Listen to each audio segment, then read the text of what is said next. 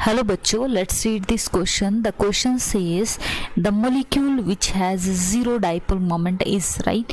4 molecule आपके पास है, इनमें से आपको बताना है किस मॉलिक्यूल के पास जीरो डाइपोल मोमेंट होगा. So let's see the key concept for this question. Key concept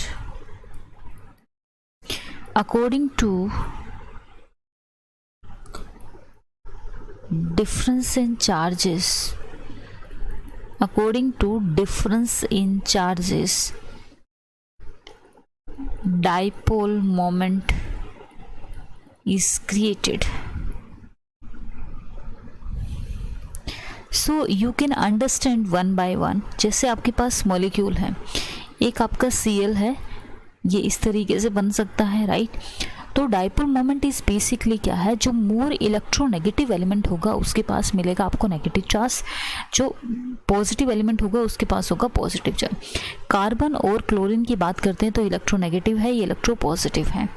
इनमें से बात करते हैं तो कार्बन इलेक्ट्रोनेगेटिव है, ये आपका इलेक्ट्रो पॉजिटिव है. सो अगर डाइपोल मोमेंट की बात करते हैं तो डाइपोल मोमेंट की डायरेक्शन होती है पॉजिटिव से नेगेटिव राइट, पॉजिटिव से नेगेटिव की तरफ.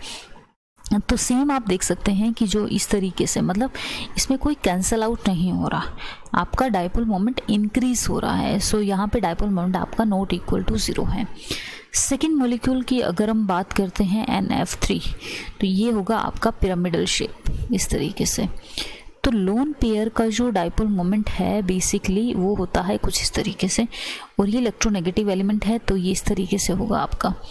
तो रिजल्टेंट डाइपोल मोमेंट बेसिकली किस तरफ होगा, लोन पेयर का हमेशा ज़्यादा होता है as compare to this right. तो इस तरफ डाइपोल मोमेंट ज़्यादा होगा, ये इक्वल डिस्ट्रीब्यूशन नहीं है, इट मीन्स यहाँ पे भी डाइपोल मोमेंट आपका नॉट इक्वल टू 0 है. अगर BF3 की बात करते हैं तो ये ट्राइगोनल प्लेनर शेप होती है इस तरीके से.